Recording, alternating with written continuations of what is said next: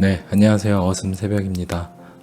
오늘은 간단하게 XRP BTC 차트로 한번 이제 360일 이평선이 지난 2017년 이제 초상승장하고 지금하고 이제 좀 일격이 벌어져 있는 부분 좀 살펴보고요. 그리고 오늘의 가장 이제 얘기 드리고 싶은 주제인 중국 공산당이 부동산 버블과 중국 증시를 통해서 그 중국의 인민들을 어떤 식으로 통제해 왔는지, 인민들의 주의를 어떤 식으로 환기시켜 왔는지, 그런 식으로 이제 정권을 어떻게 잡아왔는지에 대한 내용과, 그리고 그것들이 이후에 이번 DCP 발행과 더불어서 앞으로 가상화폐 이게 암호화 자산 시장에 어떤 식의 파급 효과를 미칠지에 대한 것들을 섞어서 이야기를 해보겠습니다. 우선 간단하게 그 XRP BTC 차트를 지금 보고 한번 얘기를 드려볼게요. 지금 현재 여기에 머물러 있는데 현재 지금 200일 이평선에 지금 안착을 아직 못한 상태죠. 이제 차트 흐름이 좋게 여기까지 가져가다가 200일 이평선에 여기서 안착을 하고 이제 상승을 했으면 좋았는데 여기서 이제 지금 미끄러져서 내려온 상황인데 지금 360일 이평선 같은 경우 굉장히 이격이 좀 많이 벌어져 있죠. 200일하고 벌어져 있는데 이걸 살펴보면 당시 2017년 상승장 때는 이때랑 지금 가장 많이 비교를 해서 보고 있는데 이격 자체가 200일하고 360일 이격이 그렇게 크지가 않았어요. 그래서 지금 제가 보고 있는 이제 가장 큰 차이점은 이제 이거라고 보고 있는데, 하지만 이제 뭐 XRP BTC 차트 이 하나만 보고 이격이 지금은 벌어져 있고 이때는 좁았기 때문에 지금은 이격이 넓어서 더 많은 여기서 시간을 소요를 해야 될 거다. 이 이평선이 내려올 때까지 뭐 이만큼까지 내려오고, 그러면 뭐 여기까지 내려온다고 하면 뭐 4,000사토시 정도까지 급격하게 내려와서 그러면 내년 뭐 한 2월이 되겠죠. 이때까지 물론 뭐 갈 수도 있겠죠. 하지만 지금 뭐 도미넌스 차트나 비트코인 도미넌스 차트나 그리고 뭐 알트 시총 차트 여러 가지 그 다양한 차트를 보면 저도 뭐 H채널님 방송을 꾸준히 잘 보고 있는데 차트 분석을 워낙에 잘 하시니까, 그래서 그런 여러 가지 차트를 보면 사실상 지금 이 XRP BTC 차트가 현재 이격이 벌어졌다고라고만 해서 지금 타이밍에 상승이 안 나올 거다라고 보기에는 또 어려운 부분이 있는 것 같아요. 저도. 하지만 이제 이 차트만 본다고 하면 이격이 지금 많이 벌어져 있긴 하다. 그래서 이 차트 기준으로만 보면 이격 자체가 좁혀질 때까지 시간이 한 뭐 두세 달 정도 더 소요를 하고 그 다음에 넘어갈 수도 있다. 아니면 사실상 여기서 수일 내에 만약에 200일 이평선에 안착을 하고 한 번에 360일 이평선까지 붙여주고 여기서 안착을 하고 그 다음에 여기서 이렇게 안착을 하겠죠. 대략 한번 이제 보면 이런 식으로 가다가 안착을 여기서 하고 쭉 내려오고 안착을 해서 있다가 여기서 쭉 또 내려오겠죠. 그러면 여기서 쭉 한번 붙여주고 맞고 잠깐 떨어지고, 아니면 뭐 여기서 쭉 치고 올라갔다 여기서 조정을 좀 받아주다가 넘어가는 형태, 이렇게 될 수도 물론 있어요. 저도 이제 그렇게 되기를 바라고 있고, 네. 하지만 일단은 이평선 이격이 이제 좀 버려져 있는 상태다. 그래서 우리가 볼 때 XRP BTC 차트로만 볼 때는 일단은 이런 이격의 차이점이 있기 때문에 예전과는, 그래서 좀 늘 뭐 좀 마음을 여유를 갖고 보면은 더 좋잖아요. 지금 뭐 당장 한두 달 연말 내에 가면 좋겠지만 또 만약에 안 간다 그래서 이 XRP 시장이나 그 리플사가 얼마 전에 수혜를 끝냈는데 뭐 어제죠. 수혜를 끝냈는데 정말 뭐 호재들 많더라고요. 뭐 300개 이상 은행 여러 기업들도 참여를 하고, 그 다음에 인터뱅크인가 거기도 지금 이제 ODL 엑스라피드죠. 그거 이제 사용한다고 하고, 뭐 여러 은행들이 지금 다 XRP 사용하는 쪽으로 넘어가는 추세인 것 같은데, 모든 산업에는 혁신이 있어야 그 혁신을 통해서 기존 산업군에 대한 걸 파괴하면서 그 파이를 뺏어오거든요. 근데 리플사가 정말 똑똑한 거는 뺏어먹을 파이 자체가 엄청나게 큰 시장, 기존에도 이미 큰 시장에 진출을 했다는 거고, 앞으로 4차 산업혁명과 그 다음에 디지털 자산으로 넘어가는 시대에는 또 그 파이가 더 커지는 시장으로 리플사가 진출을 했다는 거예요. 그래서 일개 사실 스타트업이 출발을 해서 이런 큰 파이가 있고 기존 금융산업과 세력들이 이제 기존에 알박기를 해 있는 이런 산업군에 진출을 해서 이 파일을 넓혀가고 있다는 것 자체가 계속해서 드는 생각이지만 뭔가 뒤에 이미 큰 그림을 그리는 세력과 함께 움직이고 있다라는 생각을 지울 수는 없고요. 그렇기 때문에 지금 매년 수요일 때마다 이렇게 성장을 계속해서 하고 있는 거고, 또 내년 수요일은 지금 이제 금융의 본거지 출발지 이제 런던에서 한다고 하잖아요. 또 그거 역시도 또 굉장히 뭔가 여러 가지를 시사하는 그런 얘기인 것 같아요. 런던에서 한다는 얘기도. 그래서 XRP 같은 경우는 사실 뭐 여기서 이렇게 내려서 내년 2월에 가던 아니면 진짜 이격까지 좁혀져서 XRP BTC 차트로만 봐도 이평선들이 다 모여가지고 정말 발산을 하는 그런 이제 좁혀지는 타이밍까지 조금 더 늦어진다고 해도 사실상 뭐 시간이 한두 달, 세네 달 정도 늦어진다고 해도 여러분들께서 별로 그렇게 스트레스를 받으실 필요가 없다는 거. 왜냐하면 지금 어차피 팔 가격이 아니기 때문에, 우리가 팔 가격 자체는 지금 전 고점 채널이 뭐 18,000 사토시부터 2만 사토시 그리고 넘어서까지 이때부터 이제 매도를 하기 시작할 거잖아요. 이때. 그러면 사실상 지금은 어차피 가격에는 그렇게 크게 연연을 안 하셔도 되고, 제가 누누이 얘기 드리지만 리플사가 만들어 나가는 가치는 지금 계속해서 우상향을 하고 있는 것들이 보여지잖아요. 지금 뭐 수많은 기사들, 그 다음에 리플사가 유독 또 기사가 많이 나오는 이유는 그게 리플이 뭔가 마케팅을 해서 사기를 친다라고 생각을 하시는 분들도 있는데, 그런 게 아니라 정말 일을 잘하고 있는 거를 대중들에게 알리고, 블록체인 기술, 그 다음 리플사가 하고 있는 것들에 대해서 클라이언트들이 많잖아요. 이제 그 고객들이죠. 고객들이 기업들이잖아요. B2B 비즈니스를 하는 게 리플사인데, 그만큼 그것들을 마케팅을 하고 홍보를 해서 자신들이 얼만큼 많은 이제 고객들을 확보를 하고 좋은 기술로 세상을 바꾸고 있다라는 거를 홍보를 하는 거예요. 근데 이제 그게 다른 블록체인 이제 하는 회사들에 비해서 압도적으로 많다 보니까 오히려 그게 너무나 많은데 가격이 안 올라가니 이게 사기라고 하는 분들이 많은데, 실제로 리플사가 일은 안 하면서 저런 기사만 이제 허위로 만약 찍어낸다, 실제 은행들과 계약도 체결되지 않고 모든 게 다 거짓인데 저렇게 한다라고 하면, 그러면 사기겠지만 그 사기를 3년 동안 꾸준히 여러 기업들의 이름까지 거론되면서 사기를 칠 수 있을까요? 그건 사실상 불가능하잖아요. 왜냐면은 뭐 여러 회사, 다른 회사들이 그런 일이 사실이 없다 그러면 당연히 뭐 소송을 하고 난리가 났을 텐데, 당연히 진행이 되고 있는 이야기고, 현재 XRP가 유동성이 계속해서 늘어나고 있고, 뭐 멕시코 쪽으로도 송금도 일어나고, 앞으로는 뭐 호주 계속해서 이제 남미, 뭐 중동 이런 쪽으로 계속 이제 확장을 해 나가고, 나중에 이제 본거지인 영국, 미국 이런 유럽 쪽으로 계속 확장을 해 나가겠죠.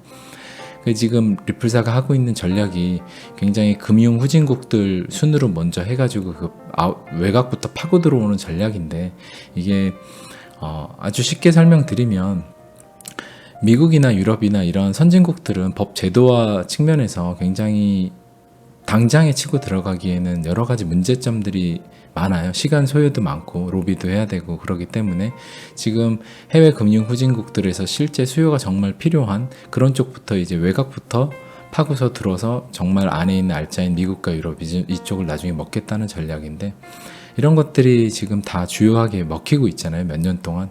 그러니까 좀 그런 사실을 보신다고 하면, 가격이 뭐 여기서 지금 세력이 붙인 가격 꼬리택 자체가 안 올라갔다고 해서 이게 영원히 안 올라갈 거다 이런 생각하지 마시고, 그냥 지금도 사실 저는 계속 매수해야 되는 타이밍이라고 봐요. 리플사나 XRP에 대해서 가치를 믿고 확신하시는 분이라면 지금 쫄릴 구간은 전혀 아니라는 거죠. 오히려 수요일 때 안 올라갔다고 해서 정말 수요일 때 미리 올라갔다고 하면, 상승이 만약 이만큼 갈 거라고 하면 시간을 더 두세 달 정도 만약에 시간을 더 끌고 시간을 많이 더 끈다고 하면 더 가파른 상승이 있을 거예요.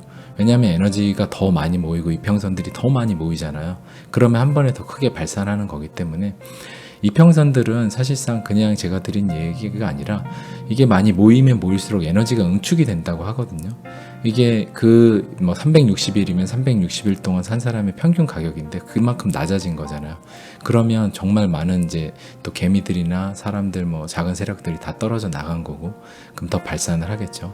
그래서 좀 그런 식으로 생각을 하시면 될 것 같아요. 그래서 뭐 이번에 수혈 때도 다시 뭐 보면 정말 많은 리플사가 만들어낸 가치가 많더라고요. 그래서 그 가격이 당시 안 올라간 걸로 단순히 그냥 리플사나 XRP가 스캠이고 사기다라는 생각, 그 다음에 뭐 이게 도대체 가격이 안 올라가는데 내가 맞게 투자하고 있는 건가라는 의구심이 드실 수 있는데, 그거는 리플사가, 다시 얘기 드리지만 리플사가 정말 수많은 기사와 많은 이제 만들어나가는 가치에 대해서 발표를 하는 것들은 리플사 마케팅 팀이 일을 정말 잘하는 거예요. 그걸 단순히 나쁘게 보실 필요가 없고 그냥 정말 일을 잘하는 거고, B2B 통해서 은행들이나 여러 관계자들이 그걸 통해서 더 많이 고객들을 유치하기 위해서 하는 기업의 홍보 활동이니까 그거를 뭐 색안경 끼고 그렇게 보실 필요는 없을 것 같아요. 가격이 안 올라가니까 결국에 색안경을 끼는 건데, 뭐 굳이 이러다가 이제 가격이 올라가면 그때 이제 리플이 가치가 있구나라고 생각을 하겠죠. 그러면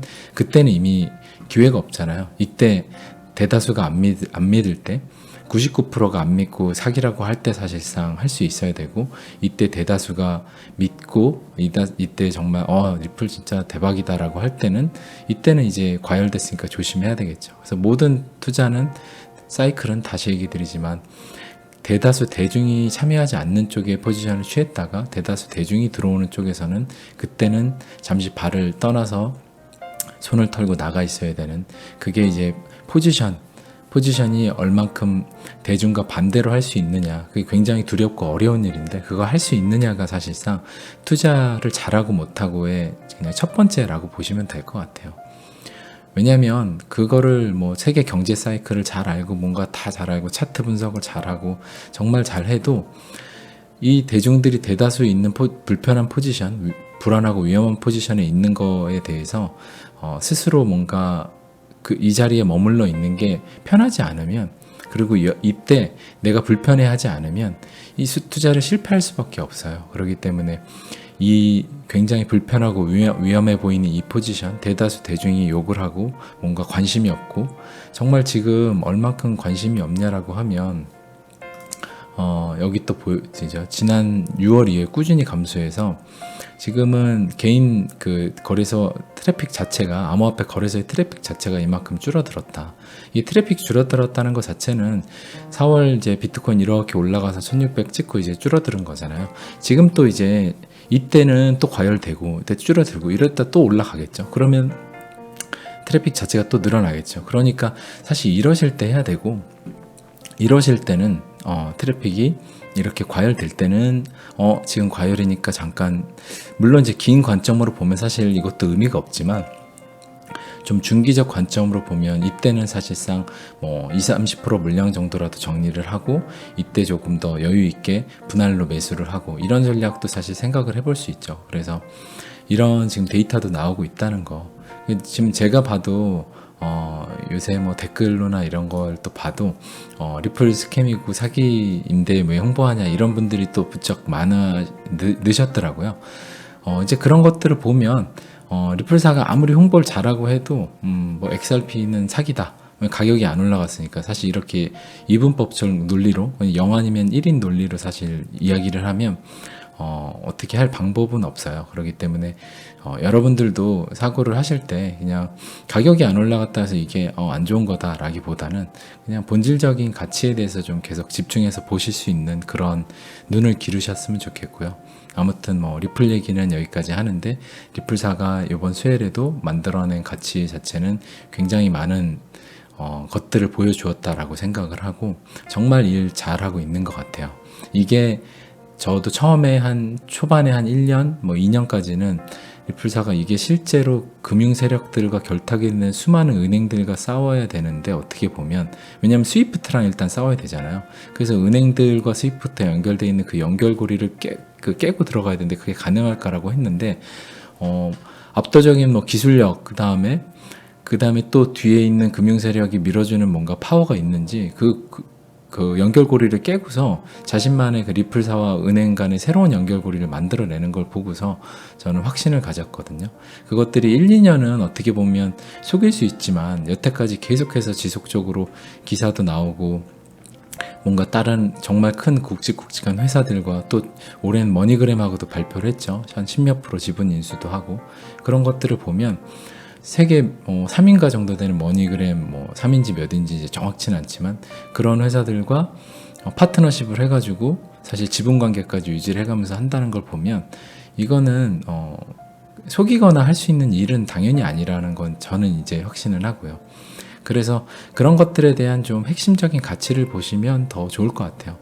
네, XRP 얘기만 하면 저도 이야기가 많아지는데 일단 오늘의 본 주제인 중국 부동산 버블 이게 이제 제가 며칠 전에 제가 친한 이제 중국 친구와 중국 쪽에서 이제 크게 좀 자리를 잡고 있는 친구예요. 이제 중국 친구와 관련 이제 중국 얘기를 했어요. 아무래도 저도 중국에 관심이 많고 하지만 중국 친구 같은 경우는 사실상 중국인이기 때문에 실제 공산당이 그동안 해왔던 정책이나 그리고 앞으로의 방향성 이런 것들에 대한 해안이 좀 더 많거든요. 그래서 이제 제 생각과 같이 한번 거기서 도출한 내용을 한번 이야기를 드려보려고 하고요. 굉장히 어떻게 보면 충격적이고 저도 되게 놀란 얘기이고요.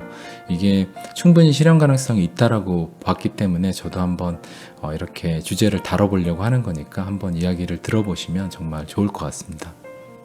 중국은 이제 공산주의죠. 그리고 미국은 이제 민주주의고, 근데 모든 민주주의, 공산주의 모든 이제 나라들이 정권이 그 나라의 투표를 통해서 이제 하는 게 민주주의고, 공산주의 같은 경우는 이제 단일 독재 당이고, 근데 어찌됐던 늘 시위가 일어나고 정권이 바뀌고 뒤집힐 때는 사람들이 가장 큰 첫 번째 이유로 인해서 그런 일이 일어나거든요. 지금 칠레 사태만 봐도 그렇고 늘 먹고 살기 힘들고 그 다음에 자신들이 뭔가 집중할 곳이 없어지면 늘 그런 문제가 일어나는데 미국도 그래서 지금 트럼프가 내년에 대선에서 유일하게 대선에서 지는 시나리오가 여러 사람들이 분석하기로 금융위기가 2020년 초에 크게 와서 도이치뱅크가 붕괴를 하든지 도이치뱅크가 여담으로 지금 얼마 전에 그런 찌라시가 났죠. 붕괴 파산. 근데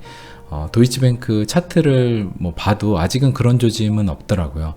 물론 이제 지금 차트 모양새가 하향하고 있어 좋진 않지만 늘 주식 차트는 그런 찌라시를 선행을 하기 때문에 진짜 찌라시가 진짜라고 하면 아마 좀 먼저 급락하는 걸 보여줬을 텐데 아직 그런 게 없기 때문에 아직은 찌라시인 것 같고요. 하지만 찌라시가 늘 아무것도 없는데 나오는 경우는 잘 없으니까 뭔가 문제가 있을 거예요. 그래서 도이치뱅크 같은 경우에 아마 발행한 지금 파생상품 규모가 경단이고 그 다음에 지금 여러 은행들과 유럽 쪽, 미국, 아시아 다 엮여 있기 때문에 사실상 도이치뱅크는 붕괴를 가령 사람이 죽고 싶어서 죽는데 죽을 수가 없는 거예요. 무조건 계속 살려내는 거예요. 이 사람이 죽으면 안 되니까 거의 그런 존재의 지금 도이치뱅크거든요. 아마 리만의 거의 파급력은 리만 브라더스의 사이즈로 보면 그 규모가 말도 안 되게 클 거예요. 10배, 20배는 될 것 같은데 그렇기 때문에 도이치뱅크는 사실상 망하고 싶어도 지금 망할 수가 없다.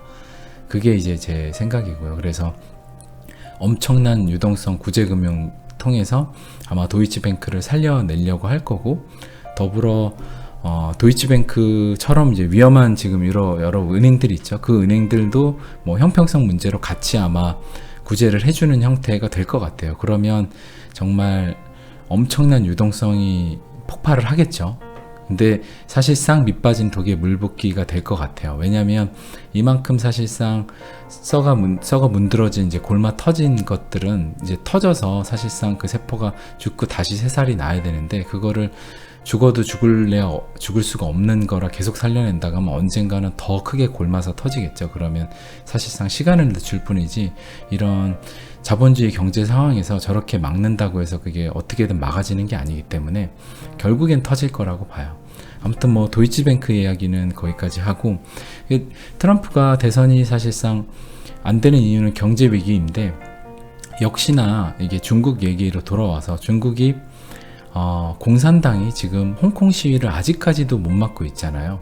홍콩 시위를 아직까지도 못 막는다는 거는 중국 정부가 여태까지 공산당이 집권한 이후에 정말 크게 뭐 천안문 사태 때도 정말 크게 뭐 학살을 하면서 그렇게 정리를 했었는데, 지금 이제 그런 사회가 아니기 때문에 지금은 간혹 이제 사망자만 발생을 하면서 지금 아직도 못 막고 있는데, 이게 많은 걸 뜻하거든요. 홍콩 사태도 아직까지 못 막는데, 만약에 중국이 지금 뭐 돼지열병 문제 여러 가지 터지면서 다른 이제 뭐 위구르족이나 여러 가지 이제 작은 성들에서 만약에 반란이 일어나고 시위가 일어난다고 하면 중국 공산당이 걷잡을 수 없이 지금 시위 통제를 못하게 되는 거예요.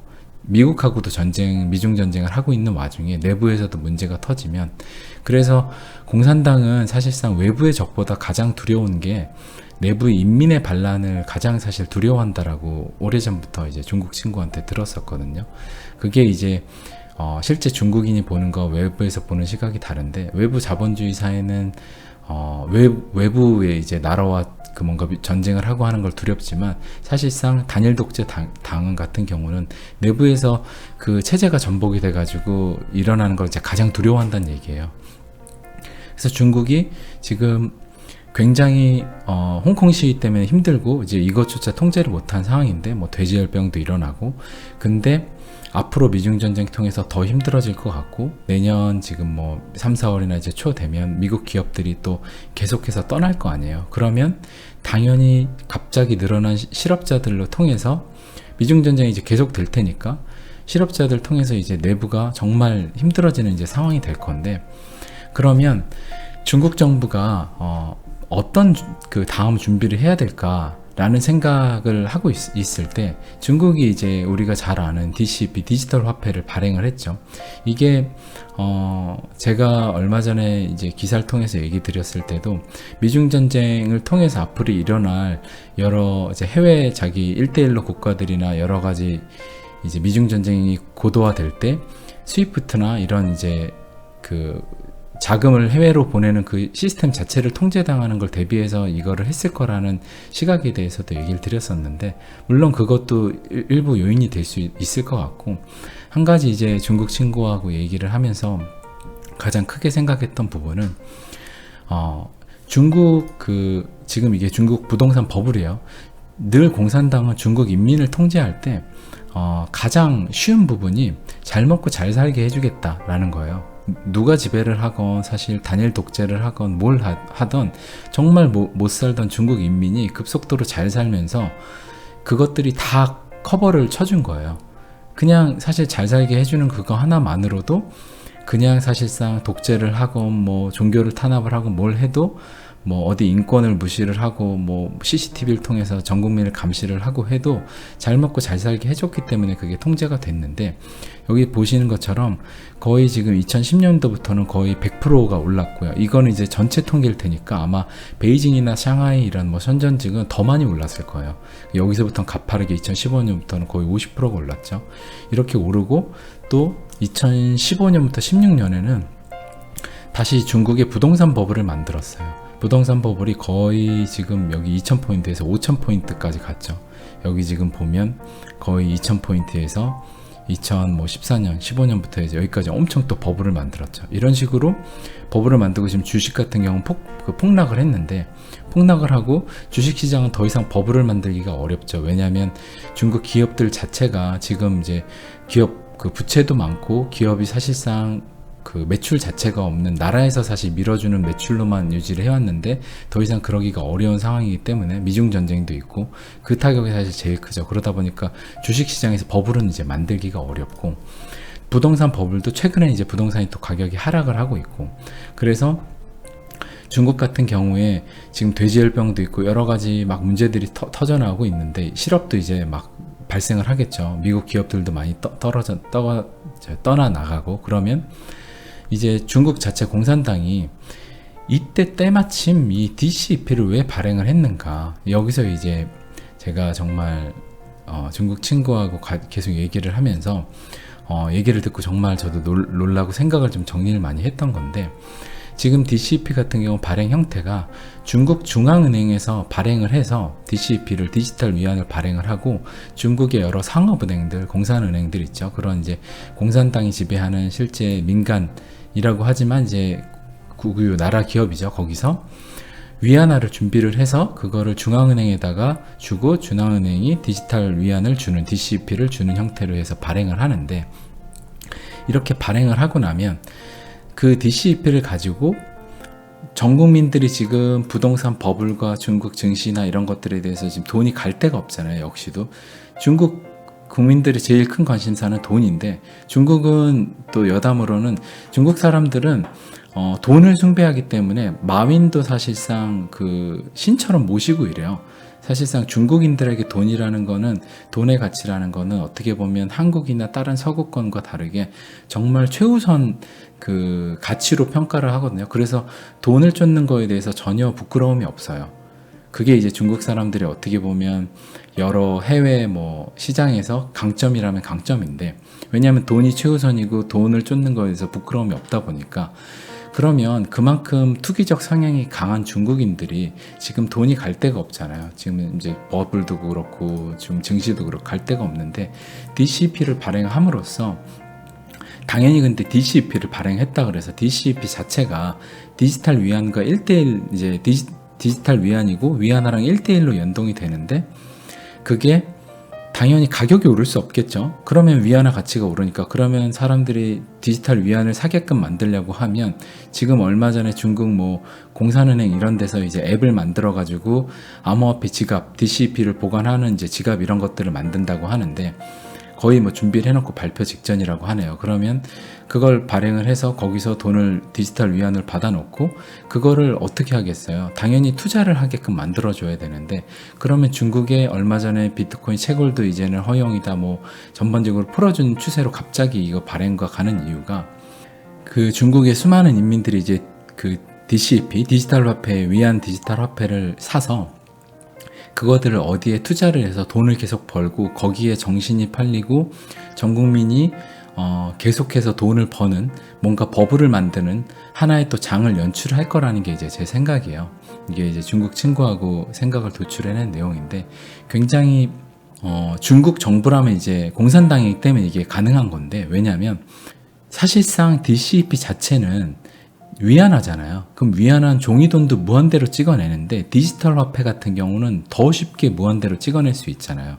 그리고 사실상 얼마를 찍어냈는지는 법 제도도 사실 공산당 정권이기 때문에 무한대로 찍어내도 사실상 알 길이 없고, 사실 그거를 남길 필요도 없고, 하지만 미국의 달러 같은 경우는 지금 리브라 같은 걸 발행을 하는데도 의회나 여러 가지 법 제도, 왜냐하면 미국 자체는 뭘 하나 하려고 해도 당연히 다 법에 의해서 움직이기 때문에 그것들이 다 제약에 있어서 엄청 느린데 반해서, 중국은 사실 공산당이기 때문에 그냥 공산당이 시진핑이 이거 찍어내라, 그래서 우리 정권을 유지하기 위해서 앞으로 DCP 발행을 해서 거래소에서 수많은 코인들의 펌핑, 수많은 코인들을 계속해서 자산을 우상향시켜라 라고 하면, 너도나도 수많은 중국의 인민들이 DCP를 통해서 들어와서 기존에 있던 위안화 자산을 DCP로 바꿔서 그것들이 거래소로 다시 들어와서 거래소에서 DCP로 가지고 있겠죠. 그거를 비트코인을 사던 뭐 리플을 사건 뭘 사든 해가지고 가격을 계속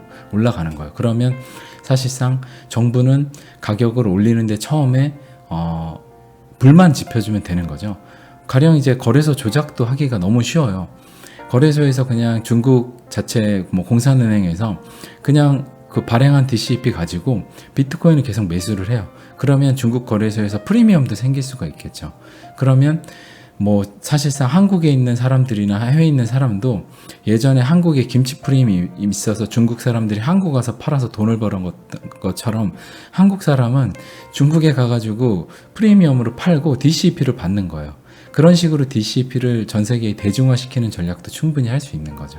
그러니까 중국만이 이제 가능하다는 얘기인데, 왜냐하면 다시 이야기 드리지만 중국 자체는 공산당이고, 그 다음에 법보다는 공산당의 그냥 지시에 의해서 움직이는 나라이기 때문에 이런 DCP 발행을 하고 속전속결로 모든 거를 움직이는 게 정말 용이하다는 거죠.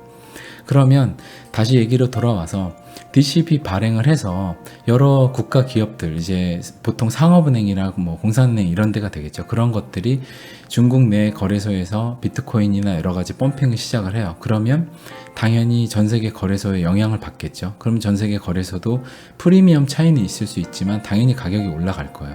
왜냐하면 이때는 중국 정부가 무한 발행하는 위안화와 그 다음에 기존 달러를 지배하고 있는 금융 세력 간의 전쟁이 될 거라고 보는 거예요.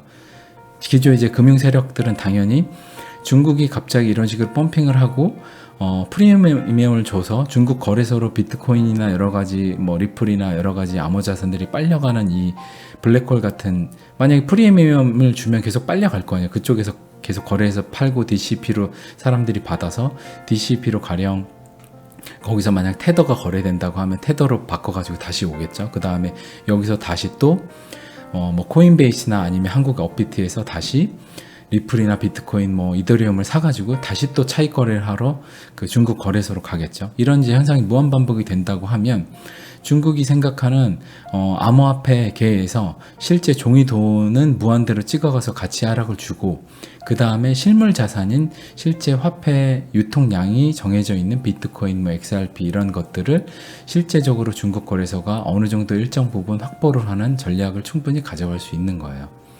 이게 이제 중국만이 할 수 있는 건데, 그러면 미국 금융 세력은 사실 이거를 그냥 두고만 볼 거냐? 당연히 뭐 그러진 않을 것 같아요. 그리고 리플 같은 경우는 사실상 유통 물량이 아직 절반은 거의 리플사가 아직 보유하고 있고, 또 그 나머지 유통 물량의 상당 부분 80%는 또 금융 세력이 들고 있겠죠. 그러면 사실 그 중에 일부를 중국 거래소로 간다고 해도 통제권 자체는 사실 금융 세력이 갖고 있기 때문에 큰 문제는 없을 것 같아요. 그리고 여담으로 비트코인의 중국 내 유통 물량이 100만 개 정도가 된다고 하더라고요. 100만 개 정도인데, 그 100만 개를 사실상 중국이 나머지 100만 개에 추가로 해외에 유통하는 100만 개 정도를 빨아간다고 해도 전체 뭐 지금 유실된 거 빼고 1300만 개 중에 한 200만 개를 가져간다고 하면 중국이 그 정도를 가져가겠죠. 암호화폐 자산계의 실물 자산이라고 보는 게 뭐 비트, 이더리움, 뭐 리플 이런 것들인데, 그런 실물 자산을 거기서 중국이 어느 정도 통제력을 가져가고, 그 다음에 제일 중요한 거는 중국의 국민들, 인민들을 통제하기 위한 실제적으로 어떻게 보면 투기판이고, 또 다르게 보면 실제 인민이 관심을 갖고 투자를 계속해서 나가면서 정말 한동안 1, 2년 동안 계속해서 관심을, 이제 내년 비트코인 반감기와 맞물려서 상승장이 와서 버블이 온다고 하면 또 한 2년 동안은 중국 인민들을 충분히 통제할 수 있는 시간을 버는 그 하나의 자산 시장이잖아요. 그거를 여러 가지 세계의 그 패권, 디지털 패권과 맞물려서 같이 가져갈 거라고 보는 거예요. 그래서 저는 이런 이야기를 듣고서 저도 굉장히 놀랍고, 그리고 중국이니까 가능한 정말 무서운 얘기다.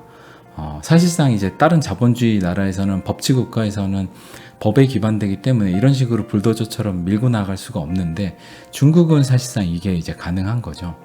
그래서 중국이 사실상 뭐 지금 여러 뭐 얼마 전에 마민 같은 경우도 중국에서 기업을 뺏기고 회장직에서 내려오고, 텐센트 뭐 마오텅 같은 경우도 또 지금 그런 문제에 처했다고 하고, 뭐 해남항공 항공사 대표 같은 경우도 또 프랑스에서 실족사를 당했죠. 이제 중국 공원들한테 이제 사실 그걸 당한 건데, 중국 공산당이 이제 비밀을 너무 많이 알고 있어서, 사실 이거는 이제 조금만 알아보시면 이제 그냥 제가 음모론을 얘기하는 게 아니라는 거를 뭐 잘 아실 수 있고요.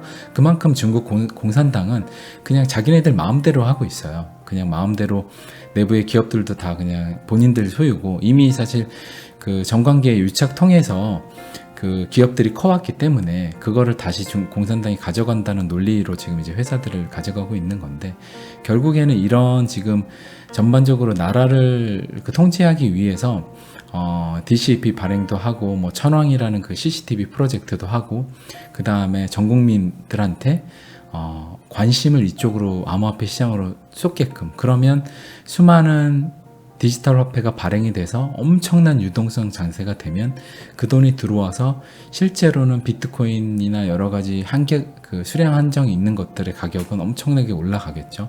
왜냐하면 정부가 또 펌핑을 할 테니까. 그러면 수많은 인민들은 거기 투자해서 이렇게 부동산 버블이 있는 것처럼 버블이 엄청나게 있으면 그거 통해 가지고 사실 여기에 정신을 쏟으면서 너도 나도 공산당이 뭘 하건 간에 지지를 또 해줄 테고, 그러면 공산당 정권은 미중전쟁이 극해지는 한 2년간 또 정권 유지하는 데 있어서 큰 신경을 안 써도 되는 거죠.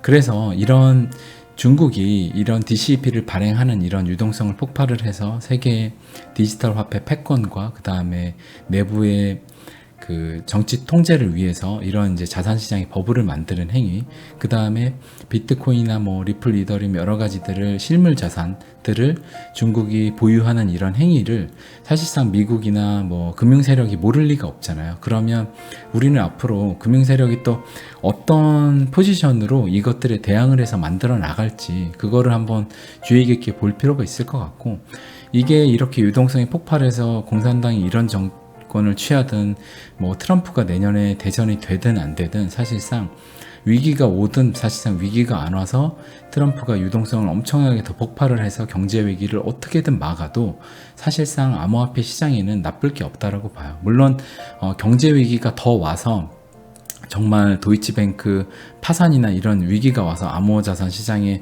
이제 반대급부로 좀 수요가 폭발을 하는 위험자산이 이제 완전자산으로 둔갑을 하는 그런 기회의 찬스가 오는 것도 물론 좋지만, 사실상 그게 안 와도 사실 지금은 미국에 있는 수많은 CEO들이나 전 세계 기업가들은 위기라고 느끼고 있거든요. 근데 사실 미국의 여러 지표들은 좋게 나오고 있지만 사실상 여러 CEO들은 안 좋다고 보고 있어요. 그러면 사실상 결국에는 위기가 온다는 건데, 그게 대선이 뭐 내년에 트럼프가 되든 안 되든 내년에 이제 위기가 안 오면 이제 암호화폐 시장 자체가 안 올라가는 거냐, 위기가 좀 빨리 왔으면 좋겠다 이런 생각을 하시는 분들이 있을 텐데, 제가 볼 때는 위기가 와도 좋고 암호화폐 자산 시장에는 위기가 안 와도 결국에는 이런 유동성이 폭발하기 때문에 어떻게든 암호자산 시장에는 긍정적인 효과를 미칠 거라는 생각이 들어요. 지금 이제 중국 DCEP 같은 경우에 제가 굉장히 좀 충격적인 시각으로 이거를 DCEP가 중국이 인민들을 자산시장의 버블을 만들어서 새로운 통제를 한동안 또 하기 위해서 만들어내고 있다라는 시각으로 얘기를 드렸는데, 이거에 대해서도 한번 물론 제가 보는 게 좀 과장되게 본 걸 수도 있어요. 물론 그렇게까지 안 될 수도 있고, 하지만 중국이 당시에 증시를 이제 버블을 만들었던 것도, 중국 증시는 대부분의 거래량의 70%를 사실상 개인들이 만들어내고 있어요.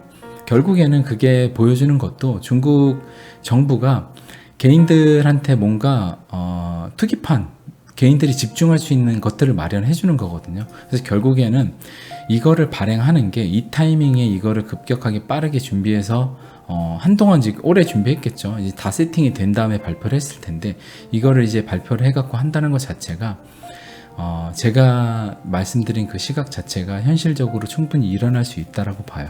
그래서 한번 이 부분 같이 어차피 시간이 별로 안 남았으니까 이제 한번 지켜보시면 좋을 것 같고요. 그리고 리플 같은 경우는 일단은 한번 여기 보자고요. 일단은 200일 이평선에 곧 안착을 할 텐데, 200일 이평선에 안착을 하고 360일까지 붙여주냐, 아니면 이게 이평선이 내려올 때까지 기다리고 갈 거냐, 이거를 일단 한번 좀 보자고요. 근데 이제 결국에는 이평선들이 다 모이면 결국에 발산을 해야 되기 때문에, 이게 뭐 모였는데 발산을 안 하고 그냥 이제 세력 자체가 여기서 물량은 다 매집해놓고 떠났을 리는 없거든요.